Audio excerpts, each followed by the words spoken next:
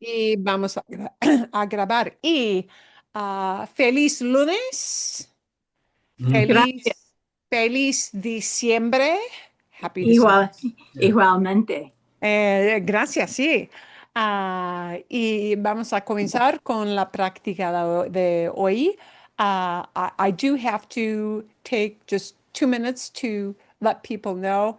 Uh, You probably don't want to hear this because it's also Cyber Monday and you're probably inundated with things in your email box, but your inbox. But Scottsdale is opening registration for winter classes, and I believe they're going to start, I think it's January 5th.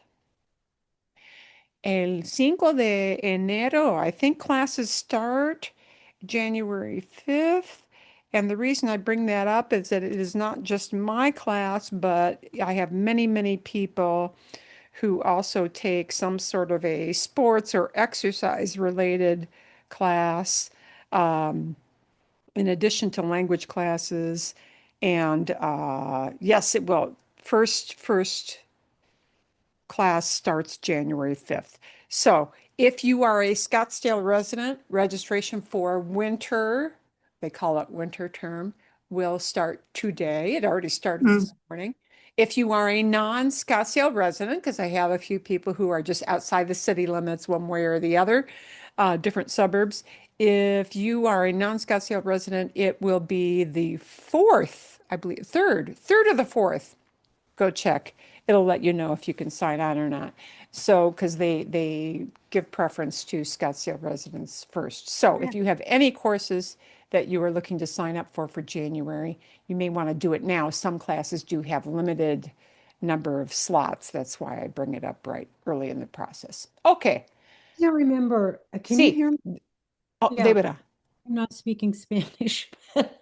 I can't remember if this is through the Parks and Recs or what the website was to this class. Is Oh, it the Parks and Recs? let's Yes, see if I can it pull is. that up. Yeah, is it? I thought it was. Yeah. Okay, I just wanted to be sure. Sometimes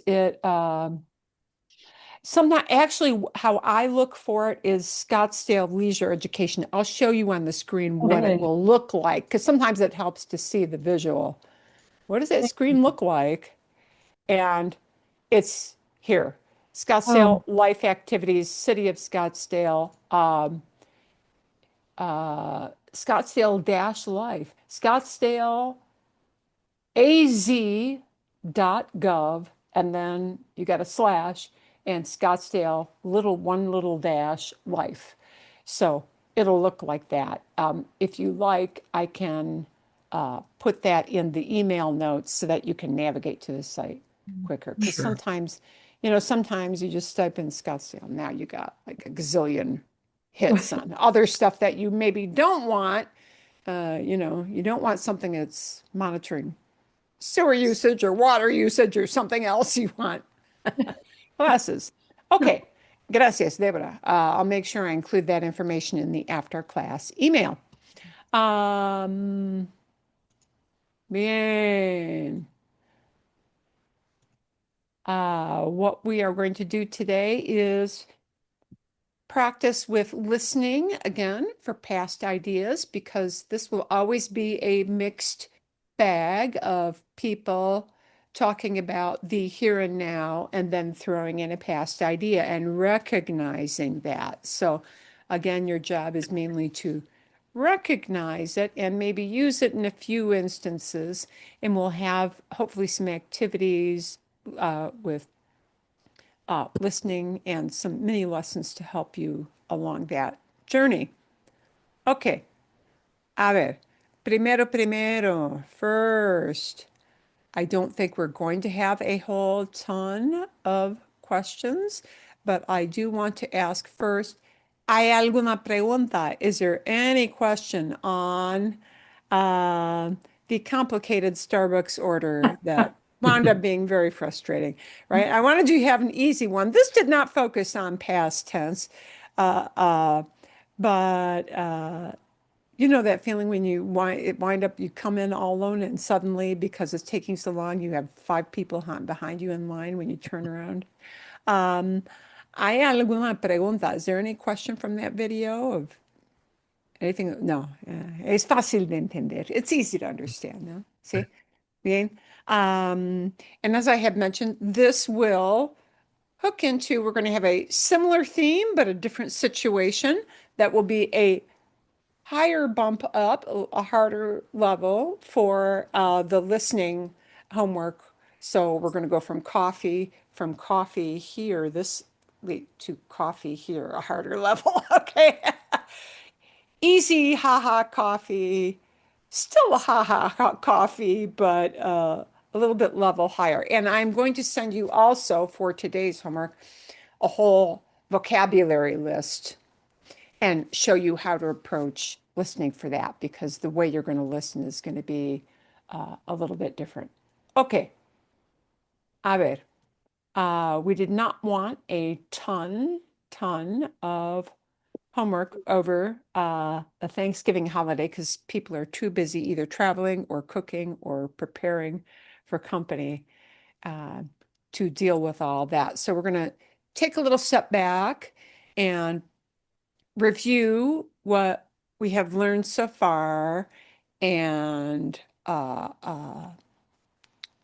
talk about how to apply it um, and how to recognize it on a little different level. Okay, a ver. Primero. First, let's take a step backwards. This is from the file you had got on the that said cheat sheet, yeah. And remember, the reason that this becomes complicated is not just that you're learning new conjugations, how to recognize them when people speak them, because that's what we're aiming for, to understand that people are talking to you about the past as opposed to right now, or habits that we do all the time, which is just plain presente. It's not just the conjugations, it's that you've got two different kinds of past tenses. So we're going to focus a little bit on that today, en un poquito, in a little bit. But we're going to review what those conjugations are. For what we call pretérito, and I'm going to voy a engrandecer esto. I'll make this bigger so it's easier to read. For what we call pretérito, the important thing to remember about this type of past tense is that this type of past tense is what they call simple past. It gets many grammatical names, but it talks about events, things that are clearly, sharply determined by something that finished and you know it's over in a set amount of time. Okay? Things that have what they say a clear beginning and a clear end. They are confined to a very strict beginning and end time-wise. And that is what they call pretérito, el pretérito simple, simple preterite. And AR verbs get one set of conjugations. Lo siento del gato. Sorry about Mr. Cat. Somebody is unhappy in the house. AR conjugations get one type of ending, one set of conjugations. For AR verbs. Haste for tú, for for yo, perdón. Haste for tú. O, with punching the O very hard, is the el a usted, what we call third person singular. And that third person singular is one that is hard for us to recognize, even listening for it, because you have to listen for a shift in stress. You are accustomed to listening for hablo or uso or um, or pienso. But when we have to punch the O at the end, right? The O that the hablo doesn't punch the O. The uso doesn't punch the O. But hablo is really the same pronunciation, but it punches, puts stress on the end. That's a different tense. So we have to be able to listen for presente of hablo versus past different person of habló. He spoke, or usó. he or she used. Okay, that is the tough one in listening because you are listening for very subtle things.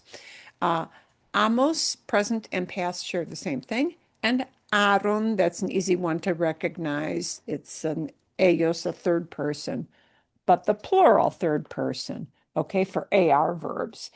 And the review on our ER and IR verbs for regular verbs, these are all for regulars. um, for ER and IR verbs, they will share exactly in all of the forms, the same conjugations, right? Instead of an E with a punch at the end, we get an E with a punch at the end. We get an not aste, but iste. We get not O punched, but io, an I connected to the O, io, and punched, yeah? We get imos, we get istes, which we don't use, only in Spain do they use that, and hieron, instead of aron for AR verbs, hieron. So these are event-driven. They talk about things that happened in a clearly defined period of time. Clear beginning, clear end. So why is that important? These are event oriented. If I talk about what happened this morning, okay? If I talk about who did something at 8 o'clock, if I talk about which cat meowed louder at 5:30 this morning, that's a clear event and it happened at a specific time. That's why this tense exists, okay? We have in English not a verb tense per se that does that, but we clump other words around that are not verb endings in English. In English, we group other words to say that, to talk about the time, okay? But we don't have an actual tense that is different. And Spanish is different in that you are listening to recognize the past, not just those endings, but these too. And these are called el imperfecto, the imperfect. And they are imperfect because they do not indicate an event that is only a certain number of times or a one-time event. They talk about habits in the past. They talk about what people used to do, or they describe a scene of what was going on, right? And our most frequent way of expressing this idea of imperfecto in English is to say that things were happening. Okay. I was driving when something else happened. I was cleaning when somebody rang the doorbell. I was cleaning. It describes what was going on for a long time. All right. Or the used to idea, okay, of I used to put up my Christmas tree the week after Thanksgiving. But that says not that I did it today or not that I did it last week in a clear period of time with a beginning and end, but what I did many, many years, used to, okay? That used to or description of background action or just plain old description in the past, that is the job that imperfecto has. So imperfecto is either description or setting the scene or repeated action in the past, and I don't know how often. Yeah. And those will get a different set of endings. So it has a different job as a past job. And this is the tense that is actually quite perfect, although its name is imperfecto. It is quite perfect because most of the verbs are very regular and they're easy to recognize. There'll all be some variation of aba for AR verbs. And they're variations because they're all built on aba, right? But You'll get a little S ending for tú. You'll get a little N ending for they. All right. You'll get an a mos ending for we. So recognizable endings that you actually, they're related to things you've used in present tense already. So AR verbs get aba endings, and ia or year and ia verbs get ia endings. All of the endings are based on something with ia, right? Again, with an S at the end for tú, with a mos on the end for nosotros, with an N on the end for they. Yeah. And in imperfecto, yo and el usted share the same kind of verb conjugation. So those are what we use. Now, this imperfecto does have three notable irregulars, and they are not endings that you slap onto the end of the verb after you take out the AR, ER, IR. They are rather a whole word. They're irregular because it's a whole word, not an ending you slap onto something. So the one, actually, there is one you are going to hear. We'll talk about this ir one, but the only three that are irregular for imperfecto in the whole Spanish language are ser, ir, and ver. And ver is almost a cheat because it's an ER verb and it gets IA endings. It just keeps the E of the infinitive ver. So that one's kind of an easy to remember verb. And you know what? You're only going to hear people using these veía forms when they say used to or were saying. And that's not as frequent as I saw, because I saw is event. It'll be pretérito. So it's irregular, but you will probably have less use for that. You will have a lot of use for ser in imperfecto. And we do want to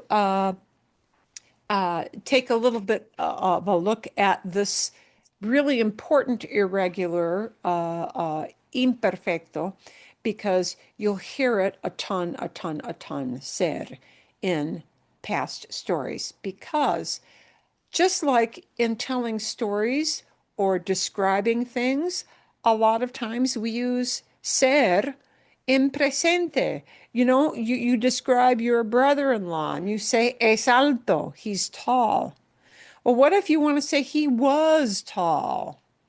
And he was tall is not an event like I cleaned the kitchen. It's a description. How long was he tall? Well, he just was.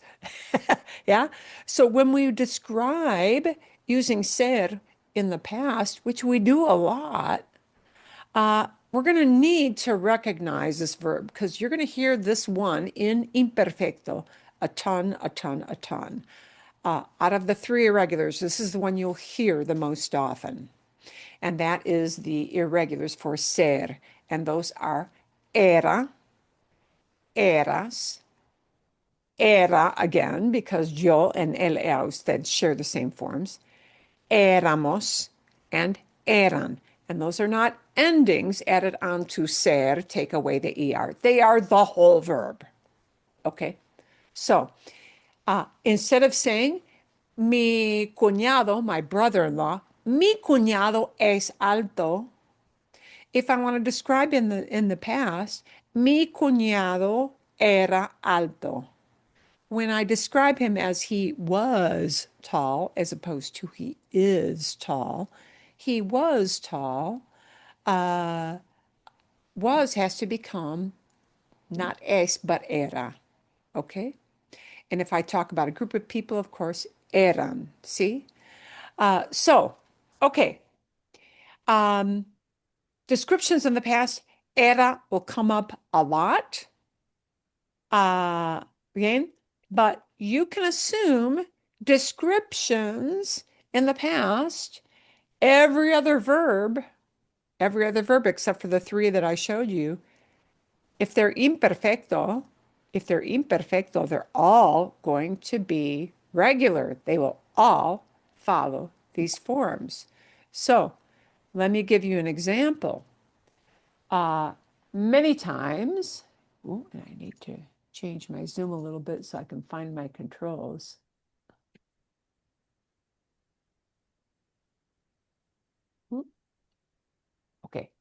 Mejor, better.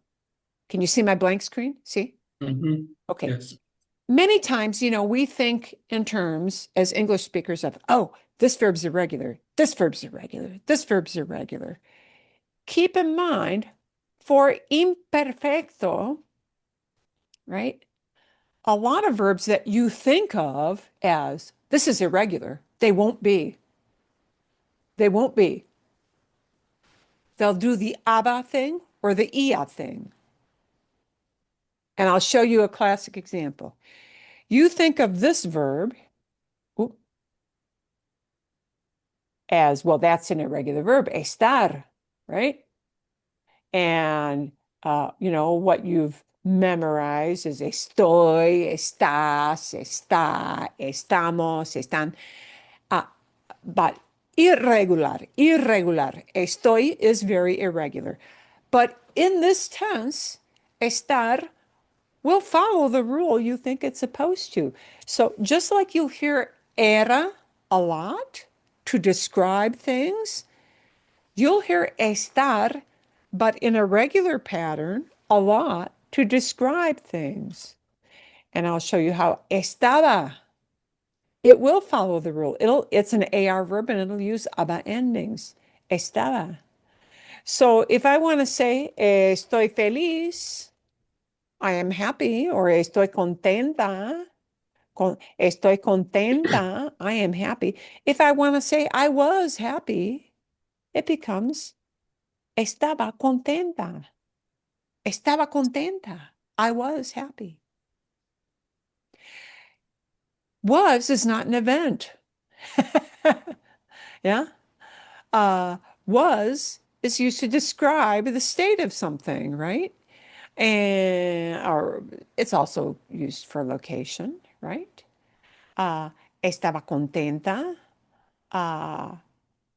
was happy. That's not an event. So I can't use pretérito. I need to use that imperfecto. So some verbs that you keep in mind, some verbs that you think of in your mind, the little compartments in your brain and your gray matter say, oh, this one's irregular, watch out. You won't have to watch out with imperfecto so much. It'll follow aba endings for AR verbs, ia endings for ER IR verbs. Okay, so para que sepan, so you know. Some things you're listening for, you're listening for things that you think of as irregular, but they won't always be. Yeah, they won't always be. Verbs can be very irregular in presente, but super regular in pretérito or super regular in imperfecto. And you just have to get used to the patterns as they are. Okay. Para que sepan, so you know. So, what we're going to do today is we're going to take a look at something a little bit different, and then we're going to do a listening exercise to recognize these as we move along. And this will be a new file that you will be getting. This is going to be frequently used verbs in the past, things that you say or hear a lot, and therefore you should be able to recognize them. Okay? And I'm going to show you, or we're going to talk about, is there a tense that is more likely to talk about the past with some of these verbs? Because sometimes that will happen. And therefore, we want to recognize frequently used verbs in the past, things in conversation, not in formal writing or reading a novel or a newspaper, but things on the news, things that people use for chit chat. And how are you likely to hear it if you want to use it in the past? And then we're going to see a video where they show us examples of that. Okay. Our focus with these is going to be for most of these verbs, not all of them, for most of them, you're going to be likely to hear these in imperfecto, and we're going to talk about why that is. Okay, that's a good thing because imperfecto is easy. They're all based on aba for AR verbs or ia for ER-IR verbs. So that's a good thing. Here are the verbs that you are super likely to hear in imperfecto if you want to express these ideas in the past. And we'll talk about why that is. Okay. Here is the one. Hey, Marilyn, for me, Yeah. the screen that I can see you showing just says Zoom on it. Oh, okay. So Hang I don't know on. if that's everybody. Sorry. Me too. You know what? It didn't, I thought it I realized, shifted. It didn't. Okay. maybe we should be Are seeing we something. better now? Oh, yeah. Yes. There you go. Bien. Okay. Now we're better. Okay. Thank you. Our focus, gracias por decirme. Thank you for telling me. Some verbs you're going to be more likely to hear as imperfecto, which is great because then you know it's going to be based on an aba or an ia. Yeah, except for that ser verb. Okay. Here are the verbs that we use a whole lot in common chit chat. They are like if you said, pick 10 verbs that you're most likely to hear in any conversation, anybody talking about anything, whether they're fixing stuff in the house, doing chores, doing hobbies, shopping. Here are the verbs you're most likely, the 10 most frequently used verbs. These would appear on that top 10 list. So that means you should be able to recognize these both to talk about the here and now, presente, or the past. We should recognize them. And for these verbs, you are more likely to hear them in imperfecto. Haber, ser, estar, tener, querer. We're going to show you how. And you're going to hear these in examples in the videos we'll show you. Okay. Here is the one. You're actually in the video going to hear it as imperfecto, but realistically, this verb ir, you're more likely to hear it in pretérito, okay? Not in imperfecto.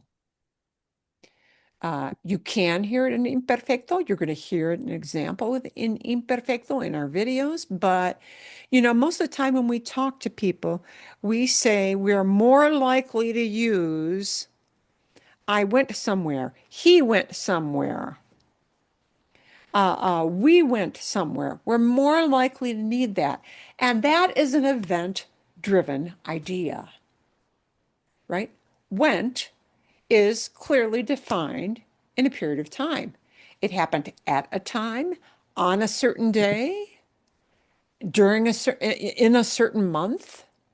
And the nature of that action of go is more likely to be expressed as went. Sometimes we do need the iba imperfecto, the irregular iba imperfecto for ir, sometimes. Only when you say, I used to go, or I was going to. I was going to buy this and I totally forgot. That's imperfecto. But you're more likely to use ir in pretérito. So we're going to show, because it's more likely to be event driven. Okay, remember pretérito is event driven. So we're going to take a look at each of these verbs because top 10 frequency, you're going to hear them a lot, both in presente and in pretérito. So be prepared to understand what they mean. Haber is, you probably don't know that, it's got two jobs, but the job we're going to talk about today is that haber is what I comes from. I that verb that means there is, there are, that's presente. And it doesn't really look like I, comes from haber, H-A-B-E-R, but that's what it is, right? I is that all-purpose verb. It just talks about the existence of something, right? And if you want to say there is a traffic light at this corner, yeah, then it's hay un semáforo. Or, oh, there is a Safeway in this neighborhood. Hay un supermercado, Safeway. Hay un supermercado. There is, okay? But a lot of times we want to say there was. There is right now versus there was. And most of the time, because haber is an ER verb, it's going to need that ia ending to talk about existence, right? This is the nice verb that you just need the existence, right? And it's going to need the ia endings because it's an ER verb. And this is what you're going to hear most often. Había, había. There was. There is, hay. There was, había. There were, había, right? It works for both singular and for plural. It just talks about existence. Haber is a verb that does not describe an event. Yeah. There was, well, sometimes it, oh, okay. So here is la clave. Here's the key.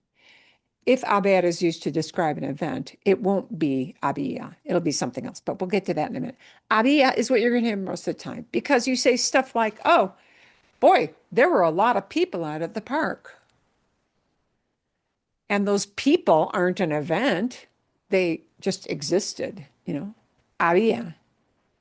Or you drive up north, right, to go to your little cabin up north in the north part of the state. And you say, wow, there was snow in the mountains. Not it was snowing, but there was snow. You're describing what you saw on the top of the mountains. And it's había, había nieve. There was snow. It just existed, right? Versus it does exist right now, or it did exist. Those are descriptions. And so you're going to hear había. You're going to hear the imperfecto of había a lot when people tell the story, right?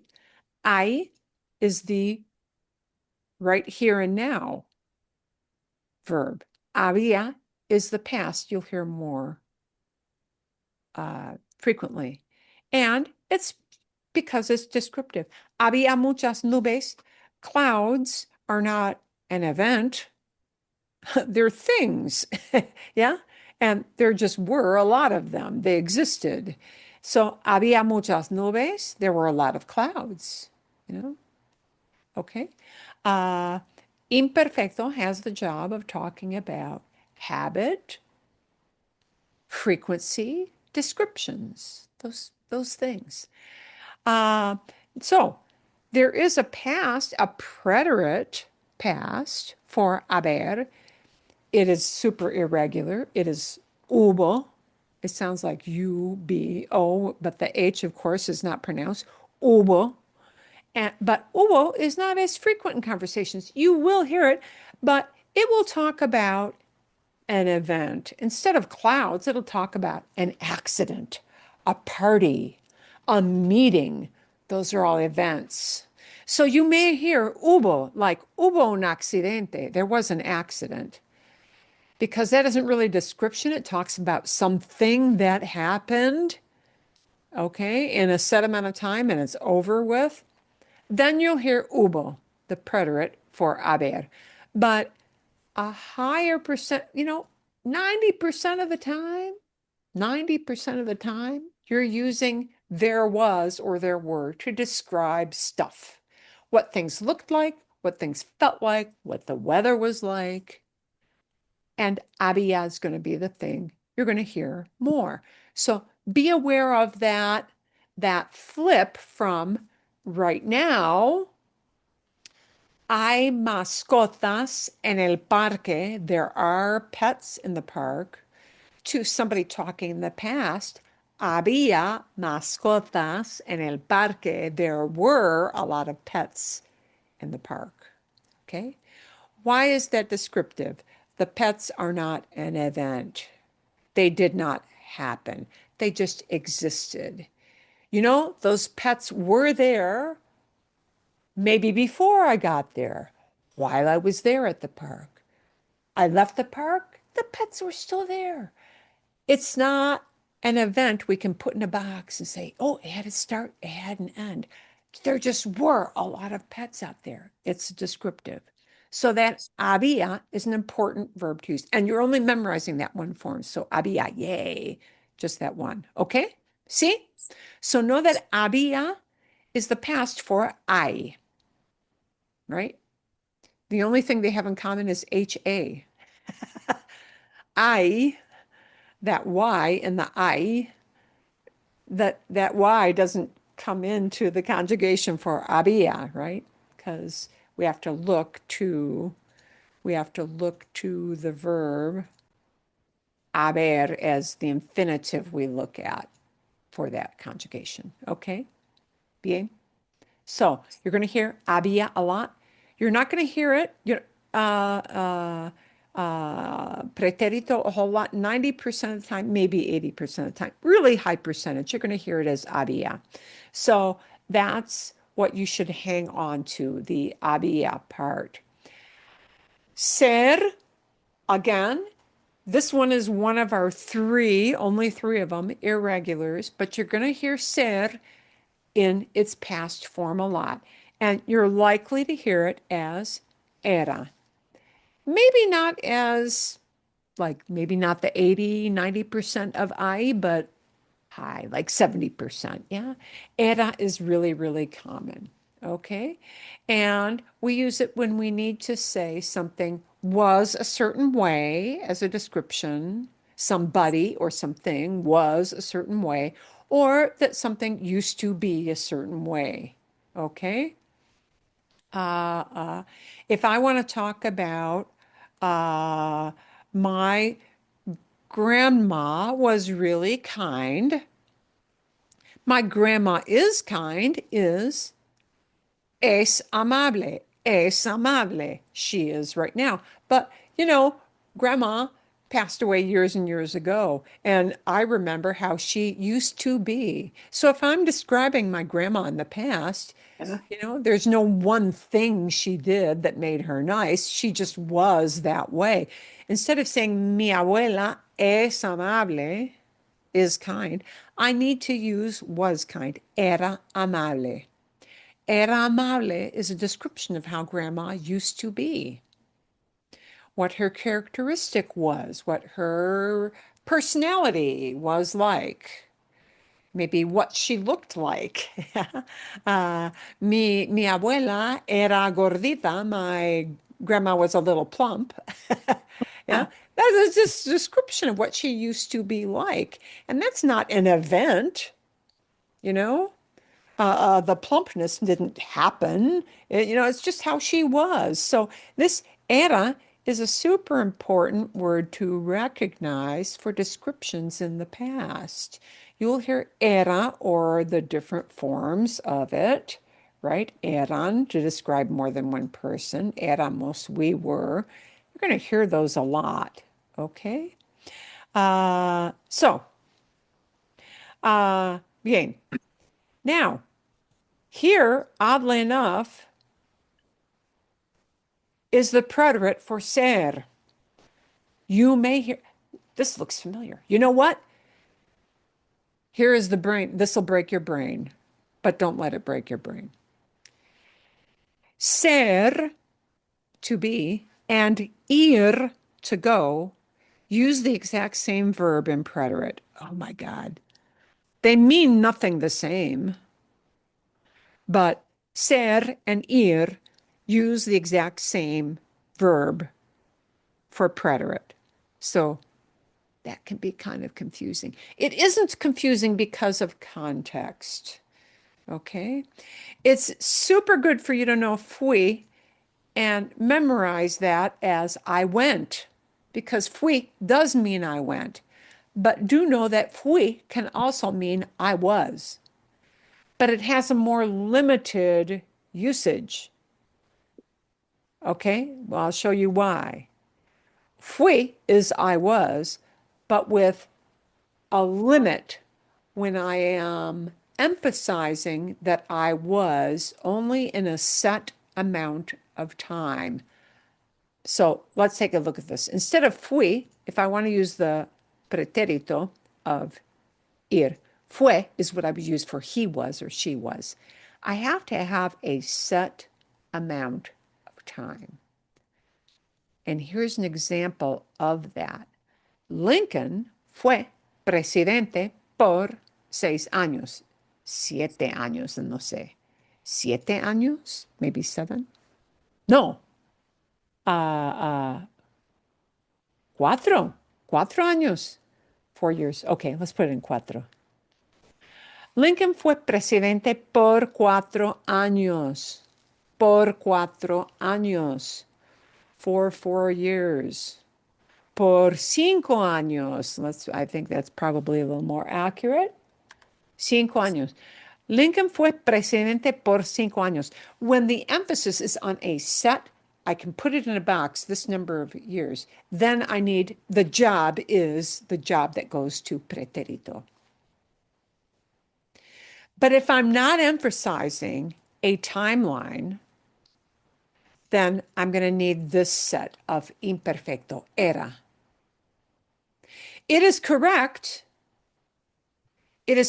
both ways to say Lincoln fue presidente por 5 años if I'm focusing on, you know what, really done and over with in a certain amount of time. Or it can be correct to say Lincoln era presidente. Let me show you a difference of how it makes more sense in Spanish to use era instead of fue. Lincoln era un gran presidente.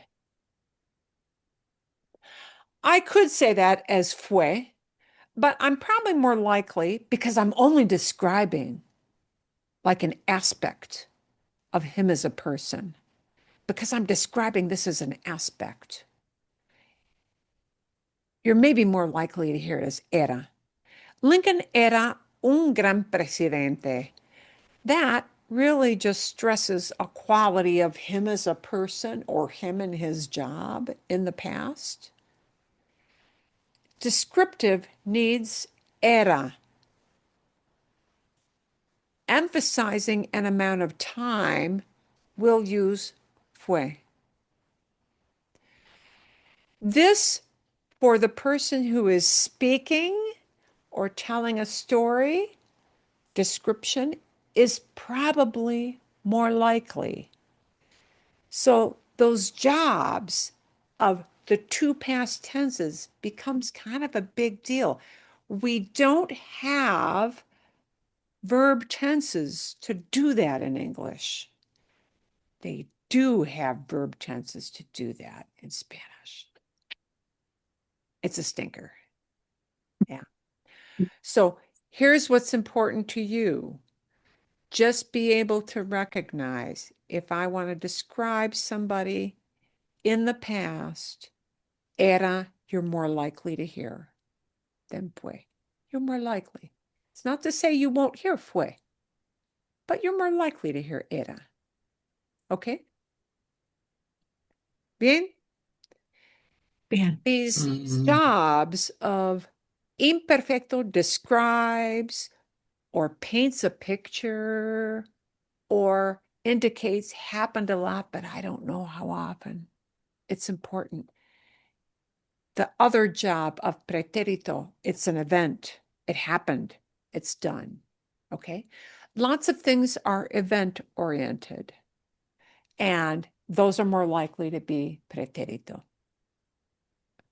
Following me so far? It is complicated. Should this be easy for you to totally understand completely? sitting here one time? Heck no. That is not going to happen. Okay. It does take a lot of getting used to, which is why we're going to have the storytelling. Okay. Let's take a look at another high frequency verb. You're going to hear a lot, but you're more likely to hear it in one kind of past tense than the other. And let's take a look at estar. It's one of the high frequency verbs, right? You memorized it as estoy, estás, está, estamos, estáis, están. Okay. It will be totally, totally regular in the past for imperfecto, and you're highly likely to hear it in imperfecto. Higher percentage likely to hear it imperfecto. Not to say that you won't hear it in pretérito, but you're highly likely to hear it in imperfecto because we say estar for both location and descriptions again. Notice ser is used for descriptions of like permanent qualities, personality qualities, physical qualities. Estar is used to talk about feelings, emotions, things that are changeable, but they're still descriptions.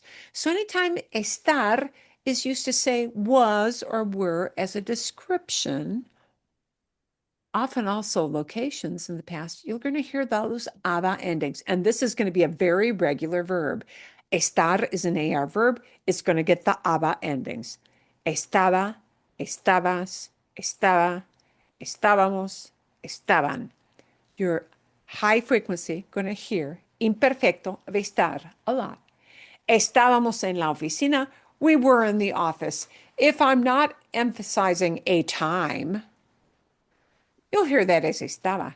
If I'm emphasizing a time, like we were in the office at 3, if I'm emphasizing the 3 o'clock, and that becomes a core thing, then it might be the pretérito of estar. And estar, super nice and regular and imperfecto, is super irregular and not easy to memorize in imperfecto. So estar, even though the imperfecto is nice and regular, it becomes these oddball things here of estuve, estuviste, estuvo, estuvimos, estuvieron. So if I want to emphasize that I was there at 3 o'clock, and 3 o'clock, I wasn't there very long, maybe an hour, maybe 15 minutes, and then it was over, then I might need estuve or estuvimos if I emphasize the time. Okay. But if I just want to say, we were in the office when we were in the office when 3 new customers walked in. We were in the office. It's going to be that descriptive thing. Estábamos. Okay. Or estábamos muy contento el Día de Acción de Gracias. We were really happy on Thanksgiving Day. Describing how we felt on Thanksgiving Day, even though it's a specific time, how we felt is like lasted the whole day. It describes what our feelings were like. Those are not event driven. They are feelings driven. Feelings driven, we'll use that imperfecto way more. So the red of estaba is more important for you to recognize for everyday common top 10 most likely to hear past. We move from estoy to estaba. Estoy to estaba. The aba endings. Okay. Bien? Got it? See? When you see these in the file, don't feel like I must memorize all of these. That is going to be overload, but we want to recognize what we're likely to hear in somebody telling a story in the past. Okay. Okay. Ah, ba, ba, ba, ba, ba, ba. And You'll have a lot of time to kind of ruminate, think about this. Okay. So, estar is often used to talk about location, changeable conditions. So, to say that my grandparents' house was close to my house is just a description. So it's likely to use imperfecto to say it was close. Estaba muy cerca. La casa de mis abuelos estaba muy cerca. Instead of está muy cerca, because I'm talking about the past, it'll become estaba muy cerca. Yeah? That's not an event. It's just describing where stuff was, right? Mi esposo estaba muy emocionado porque fuimos al parque. My husband was really excited because we went to the park, right? How he felt, he was super pumped up. Estaba muy emocionado. It's a feeling. It's not an event. It's a feeling, and it's fuzzy. How long was he happy, excited, pumped up? I don't know. It doesn't have a clear beginning in it. He just felt that way. He was amped. He was pumped up. Estaba muy emocionado. This is how he felt. We're likely to need the imperfecto for that emotion in the past. Okay? Uh, like an emotion, a physical feeling might lend itself more frequently, not 100%, but more frequently to imperfecto. Yo estaba enferma. I was sick porque comí demasiado. I was sick because I ate too much. Yeah. A feeling. Another feeling. Después de andar en bicicleta 20 millas, after riding on my bike for 20 miles, yo estaba muy cansada. How I felt. It went on for a really long time, right? It was a description in the past. Estaba muy cansada. I was tired. I was tired is not an event.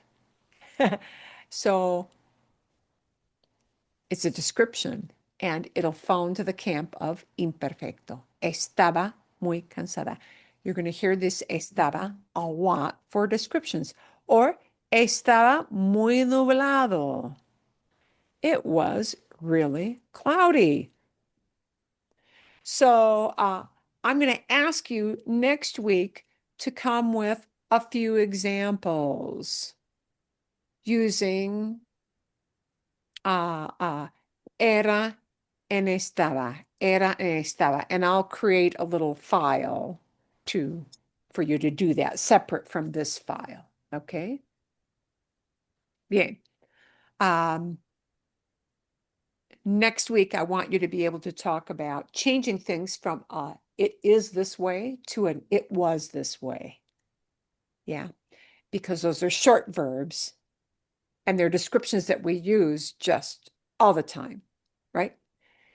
So one of your jobs to come next week, and I'll give you examples in the files, are changing things from the present to the past, but you're going to create your own descriptions. So you might want to say that a place is noisy, for example, versus it was noisy, because we talk about stuff like that all the time, don't we? Yeah. The restaurant was noisy. And I don't really mean it is right now, because I'm talking about something that happened when I ate there. Yeah. And it was noisy as a description. So we're going to have you create some examples using just ser and estar from right now to past. See? Bien? Follow me so far? And we're not going to ask you to do this with all verbs. We're going to limit it to just a really small number. I might add one more. Let's see what else I've got. Bien.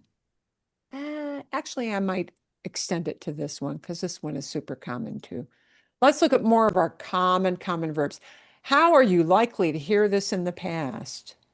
This particular verb, tener, to have, you're used to knowing that's an irregular verb, right? Tengo, tienes, tiene, tenemos, tienen.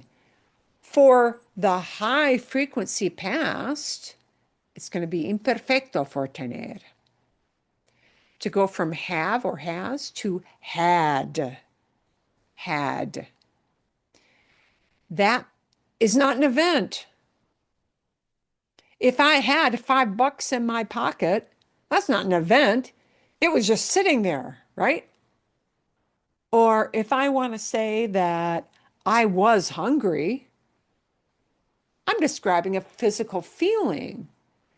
I don't really have a great idea of like, how long was I hungry? I don't know how many, but I was hungry. I'm describing how I felt. Descriptions in the past are the job of imperfecto. So, tener, because it's often used for descriptions, is going to more frequently, higher frequency, use these imperfecto descriptive endings.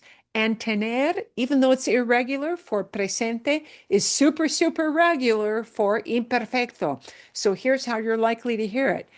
Tenía. Tener, we take off the ER and we add all the IA endings because it's an ER verb.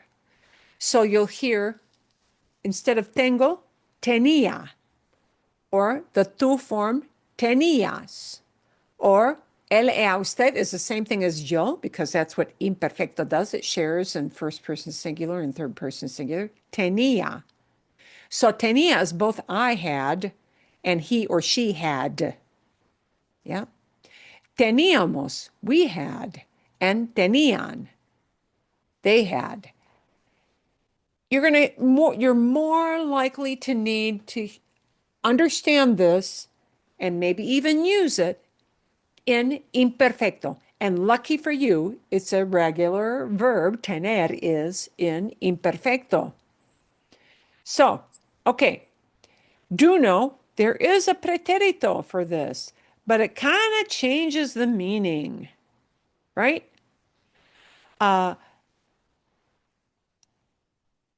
Recognize that tener doesn't look very much like ten in pretérito. It gets super weird. It's super oddball. It becomes tuve, tuviste, tuvo, tuvimos, tuvieron. Those are very irregular. Those are the preterite forms for tener. But you know what? To say I had something isn't always an event. Pretérito changes the meaning of tener a little bit. It makes more tener more of an I got. I was on the receiving end of something. So it kind of changes the meaning of tener in the past a little bit. You're much more likely to hear and need it in imperfecto. More likely to hear it that way. See? Bien? So these easy to recognize ER verbs use ia endings. That's what you're listening for. Okay. And I will probably have you do a few of those. We'll do 3 of those 3 verbs. Okay, bien? So I'm going to show you this, but I'm not going to ask you to do examples of it next week. But just so you know, all these verbs that talk about things that are fuzzy in the past, they don't have a clear beginning and a clear end. I had $5. How long did you have $5 in the past? I just had it. Yeah. It's not an event. Querer is also like 80 or 90% of the time. Querer, to want. Yeah. Also to love, but to want. Yeah. It's a feeling kind of verb. It's not an event oriented kind of verb. The meaning of querer, to want, we don't often talk about how long I wanted something. Feelings like querer are descriptive. So most of the time, like 80, 90% of the time, you're going to hear querer in what we use as imperfecto. imperfecto because it's harder to put that in a box of it happened in this certain amount of time. So querer, even though it's very, very irregular in presente, quiero, it's a stem changer, yeah? Quiero, quieres, quiere, queremos, quieren. We get that IE stem change in there. In imperfecto, it is super, super regular. So we take off the ER of querer. Oh, we take off the ER of querer. We get rid of it and we just, because it's an ER verb, we just put on the IA endings. No stem change anymore. Stem change go bye-bye in imperfecto 100% of the time. There are no stem changes for imperfecto. So that tienes stem change or that quieres, do you want stem change in presente goes away. It's quería. Quería, I wanted. Querías, you wanted. Quería, same one, he or she wanted. Queríamos, we wanted. Querían, they wanted, right? So you get examples like this. Hacía mucho calor. It was really hot outside. That's hacía comes from hacer. And así que, hacía que no queríamos hacer nada. We didn't want to do anything. Didn't want is not an event. It's a description of how we felt in the past. Wanted. It's not really an event that has a nice, neat beginning and an end. Okay? As a general rule. Or, yo quería hablar contigo de este problema. I wanted, not I want to talk to you, but I wanted to talk to you about this problem. Yo quería hablar contigo. Okay. Or, hey, the kids wanted pizza. What they wanted is how they felt about their food selection. And there's no beginning or end to wanted. It's not an event. It didn't happen. So we need that descriptive, imperfecto kind of verb. Los chicos querían pizza para la cena. Okay? Querer is very irregular for pretérito. You're going to see what it looks like, but you will hear that much less. You will hear this much, much more. Much, much more. Much more commonly. Okay? Bien? Okay. Certain verbs you're more likely to hear in pretérito, preterite, for past, because they're event. Like, I saw this. B, I'm more likely to hear that in pretérito. I saw. I walked somewhere. More likely, pretérito, right? I washed the dishes. It's an event. It happened. You know, how long did it take you to wash stuff? Depends on how many dishes you got, but yeah, it's kind of over and done, right? I washed my face. You did it. It's over and done. Those are all kind of event kind of things that are likely to be pretérito. But I wanted something is not an event. You're likely to hear imperfecto, right? Uh, um, my kids were really cute as toddlers is a description. You need imperfecto, right? So some verbs, because the nature of that action, are more likely to be using imperfecto or using pretérito. They're likely to flip one way or the other. ¿Entienden? Catch me so far? See? Okay. We're going to get that whole file. That takes a while to sink in. So what we want to do, I will want you to provide some examples, and I'll show you the in the file what I want you to do, so you'll have an example to look at of flipping from right now to past. And you're going to use ser and estar and tener, those three. Nada más, just those. Okay. And you're going to be using the imperfecto, so you're going to know which file to look at with that. Let's listen to a story where they're going to plug in these past ideas. Okay? And the reason this becomes important is that when you tell a story or you relate what happened in the past, because you're telling a story when you relate what happened, it is almost impossible to stay only in one kind of past tense in Spanish. They're going to mix up. And why is that? That is because some elements of our story will say, ooh, events. This happened, then this different thing happened, then this different thing happened, then this different thing happened. And when things in the past tell just little events and they move the story forward as to what happened one thing after another, those are all pretérito ideas, and they will all use pretérito event-oriented verbs. But things that talk about, I used to do this, can't use pretérito. Or things that describe how people felt or how things looked are descriptions, and they cannot use pretérito. Therefore, these are all going to mix. People will flip between presente to pretérito to imperfecto to tell those elements of the story, flipping between description or frequency to event. Happened and it's over with. We're going to show how this happens in a story, and you're just listening for this, but I am going to have the captions on. Okay, this is a great story because it's silly. You know, urban legends, tall tales, urban legends.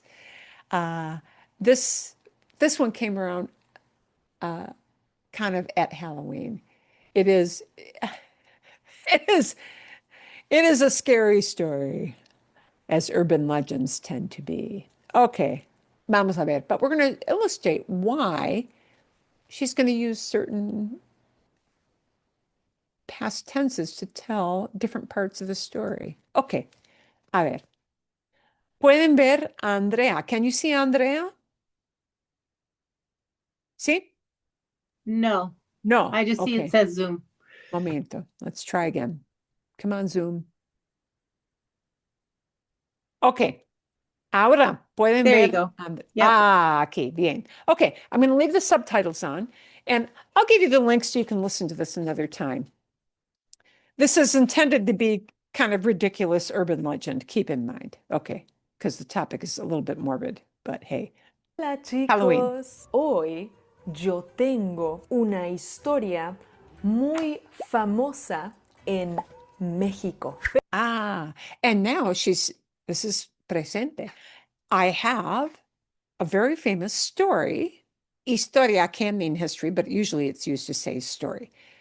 I have a very famous story in Mexico. It's a Mexican urban legend. And this came out, keep in mind, Halloween time. So it's scary. Scary and weird and morbid. Pero esta historia es un poco tenebrosa. Esta historia es un poco tenebrosa. This story is a little dark. Tenebrosa. It's dark. It's foreboding. It's scary. Okay. ¿Están listos? Esta historia se llama La Señora de los Tamales. Vamos it's a called- escuchar. It's called The Tamale Lady. La Señora de los Tamales, The Tamale Lady. Okay, The Tamales Lady. Esta historia. En México, muchas personas venden tamales. Now, she's talking about a habit. Every day, like what happens every day, stays in presente. En México, muchas personas venden tamales. That's just present tense. Many people sell tamales. And she shows people how they make tamales, right? You wrap the dough and the fillings and all this stuff in a corn husk. Okay. And venden, they sell, that talks about a habit. What usually happens, it's the job of presente. Tamales dulces, tamales salados, Sweet tamales, savory. Salados is salty, but we would say savory tamales. con pollo o Con pollo, chicken, con queso. Los or cheese. tamales son muy populares en México. And these are just, we're talking about how things are. So the job of how things are regularly is the presente job. Los tamales son muy populares en México. Son muy deliciosos. They're very delicious. Muy ricos. Pero hace muchos, muchos años, And this chunk, hace muchos, muchos años, means many, many years ago. It looks like hace means it makes. It makes many, many years is the way they say ago. Just know that. There is no word ago. The words we link together to say that in Spanish are hace, linked together with a period of time. It makes many years. Hace muchos, muchos años. Many, many years ago. había una señora. And now we got our first thing, había. Not hay una señora, there is a lady, but había una señora, which now becomes what, guys? There was. There was. There was this lady. There was a lady. There was this lady. There used to be this lady. And I'm just talking about she existed. Yeah? So instead of I, she's out there right now, it becomes she was out there. Había una señora. And notice we've got our first frequency word, había. There was a lady. Que vendía tamales. There was a lady who used to do something. You used to buy. Sell tamales. Or Used to make- sell. Vendía. Used to sell. Used to sell. So here's what you're going to do when you get your listening video. You're going to look for the stem because these are going to be different endings. You're going to listen for, and with the subtitles on, look for, wait a minute, you may not be able to immediately recognize vendía as a past, but if you recognize the VEND from vender, we're looking for that core. Yeah? We're listening for that core. And you say, oh, bend. It sounds like vender. It's to sell. And instead of she's selling right now, this puts on a she used to do this. Vendía. Ia makes it a used to. Había una señora, there was a lady, que vendía tamales, who used to So Sell Tamales. tamales. And we're not talking about what happened on one particular day, but this was what she used to do, and she did it a lot. And the emphasis is that she did it frequently. And we don't know how many times, right? It's not a one-day story at this point. It's a what she used to do story. Okay. La señora vendía tamales muy buenos. She used to sell really good tamales. And we don't know what day. She just did this all the time. So, because I'm not limiting it, if I said she sold these tamales on Saturday, it would have to become an event because I'd be pinpointing it to Saturday. But I'm just saying she did this all the time. Vendía tamales, she used to sell tamales. Vendía tamales en la calle. She sold tamales not in a store, but on the Street. street. La calle. El nombre de la señora era María Trinidad. And now comes our second most frequently heard past. Not el nombre de la señora es, the lady's name is, but the lady's name was. And that what her name was is not an event. It's just describing her name. So it's got to go into the descriptive, the era. Not es María, but era María Trinidad. Was María Trinidad. Okay. María Trinidad vendía tamales. María Trinidad, she used to Sell tamales. sell tamales. Okay. You just want to recognize they're saying she used to do this. Todos los días las Todos los días says every day. So just all the time, not a certain day. personas decían. Everyday people used to say, that decían is used to say, Los tamales están muy buenos, señora. ah, the tamales are really good, ma'am. Muy, muy buenos. Really good. O ellos decían, Or they used to say, because they used to say this to her a lot, A mí me gustan mucho los tamales de María. wow, I really like Maria's tamales a lot. Por eso es mi vecina. Yeah, she's my neighbor. Son los mejores de esta They are the best colonia. in this Así es, neighborhood. señorita. Y los rojos. Colonia can mean colony, but yeah, colonia in Mexico is used to talk about neighborhood, like barrio. It's a synonym for barrio, neighborhood. Okay, colonia. They're the best in this neighborhood, and now these are quotes from people, and they're talking about right now. So they're using presente. Así es. It's yeah. So it is. Son los mejores. And the red ones, they're the best. The red ones, los rojos, meaning the tamales, the red ones, they're the best. Le quedan rete bien a María. Yeah, wow, they're really, she does a good job with these. Gracias.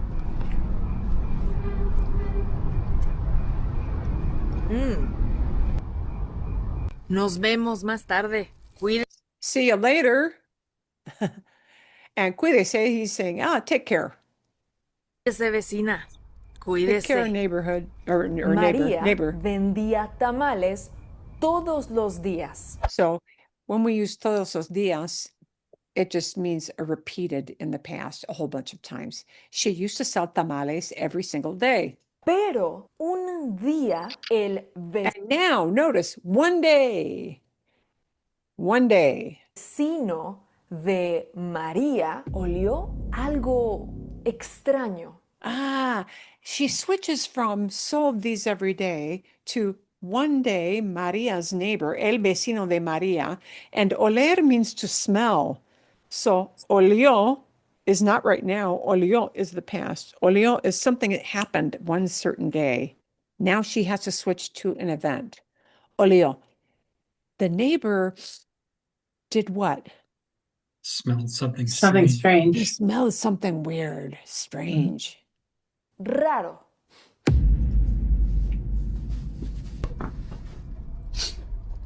¡Ah, hijo! Man, Huele horrible. smells bad.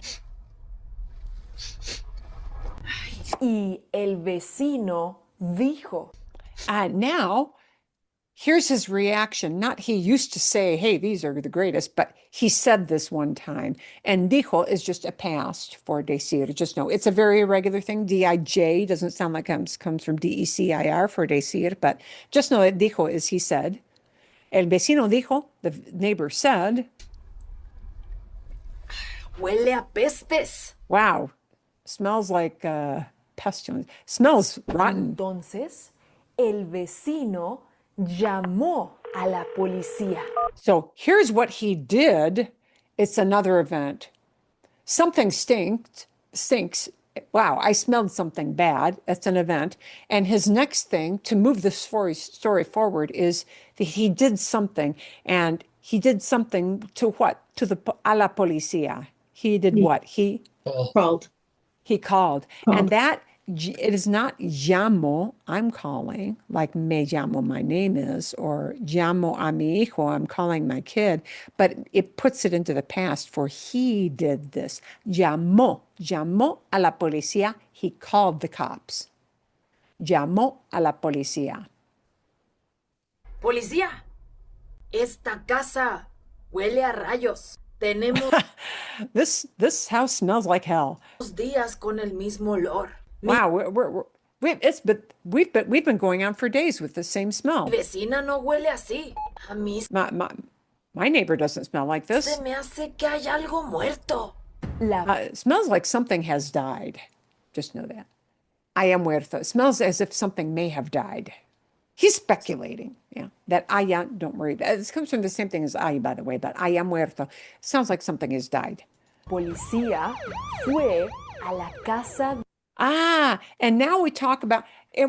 Now she has shifted to more pretérito because now not she used to sell and people used to buy and people used to say, but now he smelled something bad. Next event is he called the cops, and the next event is the cops went. And you're likely to hear ir. You're likely to hear ir as pretérito because it's an event. They went to the house, right? Not they used to go. They got a call, so they went. Fue. La policía fue. The police went to the house. Fue. De María y un policía entró a la casa. And one cop actually walked in, smelled bad, called the cops. We're moving the story forward. Cops went to the house, and now one cop is going to go in. He went into the building, and it's the next moving the story forward, the next event in the story. Un policía, one cop, un policía entró. It comes from entrar. We look for the stem. Listen for and look in the subtitles for the stem. Entró comes from entrar. And you know entrar, to enter, to go in. So entró means one person did it. The cop went into the house. De María.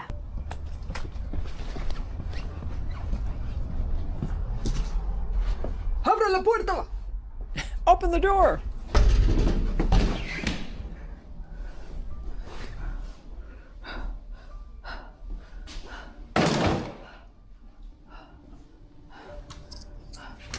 Es muy dramática. She's so dramatic. Los policías vieron algo horrible. Oh, and now it's they went in and then something happened visually. The cops, los policías, she makes it two of them. Los policías, the cops, and that comes from ver. Saw. Vieron. They saw. They Yeah, they saw saw. something horrible. Yeah. They saw something horrible. So the next event, they went in, and then the next event that moves the story forward is they saw something horrible. Vieron comes from ver, vieron, they saw. El policía vio tamales. And that Pero- should actually say vio with a V. Vio tamales. The cop saw tamales. Los tamales no tenían pollo. And now we have to go from they saw, it should say vio, sorry, the AI got it wrong. The vio, they saw tamales, but the tamales didn't have chicken. Chicken. Yeah. And now she switches to description, right? Saw the tamales, but now we're talking about what kind of ingredients. And that's not an event like they saw or they went in or somebody called. The tamales had chicken, meaning they had these ingredients, needs a descriptive imperfecto verb. And we're going to use tener. No tenían pollo. They didn't have chicken. Los tamales no tenían carne de puerco. They didn't have pork. No tenían carne de vaca. They didn't have beef. No, They were los fish. tamales tenían carne humana. Here comes the urban legend part. Tenían carne humana. They had human flesh.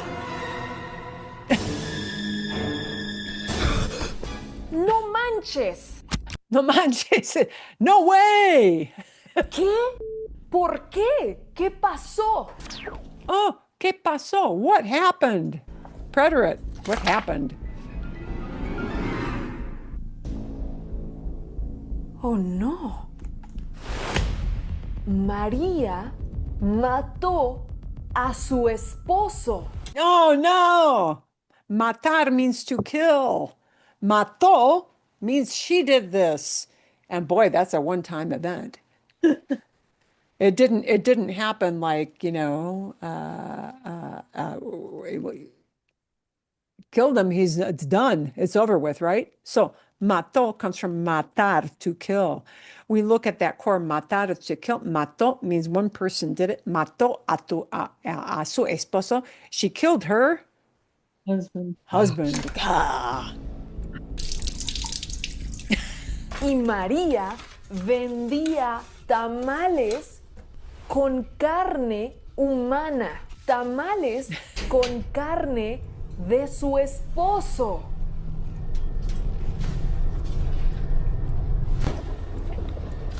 ¡Ay! ¡Policía! ¡Wow! ¡Qué historia tan terrible! ¿Y tú compras tamales Do en you buy la tamales? noche? At night? ¡Aguas! ¡Cuidado! Bueno, no te preocupes. La Don't worry. mayoría de los tamales Most en tamales México in Mexico son muy seguros are y really safe. ricos, deliciosos. And ¿Y yummy. tú conocías esta historia? Were you familiar with this story? ¿Tú conocías? Did you know about this story? Were you familiar with it? It's conocer, but conocer, to be familiar with, and we slap on a descriptive ending. It's a mental process. Did you know about this story? Is conocías. Esta fue la historia de la señora de... And this was story of the tamales lady. So I'm going to send you that little thing so you can hear it again. Yeah. It's so silly, isn't it? Bien. Okay. And listen to it with the subtitles on. Know that sometimes you get a little boo-boo. It had a little bobble with that deal. You're going to get one other story in the past, but I'm going to send you a vocab list. And what I want you to make sure that you do is that you listen for that stem. So when you hear a verb like bendia, what somebody used to do, listen, and in the subtitles, look for bendia. It's got an ia ending, and it's a past kind of thing. And bend, ooh, I bet it comes from bender. Yeah. Listen for that core and then try to get the meaning of what was happening. You are going to get a full vocab list, though, because there might be some verbs in there that she's going to use that you might not know. They're not as like elegir, to choose. You might not know that verb, so I'm going to put everything in the list there. See? Todo bien? All good? Mhm. Okay. You're going to listen to a story, see if you can follow. What it's going to be also a funny, but not urban legend, not dark, a funny coffee story. You had the easy coffee story. You're going to get the slightly harder coffee story. Not this hard, this hard. It's going to have past tense, what happened on a coffee date. Okay. And you're going to hear both past tenses. So you want to get the idea of what happened in the past on this coffee date. And I'm going to want you to create a few little examples with just 3 verbs. You're going to get a separate file on the video vocab, separate file on the, use the 3 verbs, tener, ser, and estar in the past. Okay? Bien? Okay. You're only going to be creating like maybe 6 short sentences. Short. Like I used to have 5 pets. versus I have 5 pets. I used to have 5 pets, or I used to have a dog, or whatever. ¿Ya? ¿Sí? ¿Bien? ¿Ok? ¿Todo bien? Gracias. Magnífico. Muchísimas gracias. Excelente. Bueno, espero que tengan muy buena semana. I hope you have a really good week. ¿Sí? Que todo vaya bien. Everything goes well. Y nos vemos. We'll see you guys. Sounds good. Thank you, Marilyn. Thank Bye-bye. you. De nada, sí.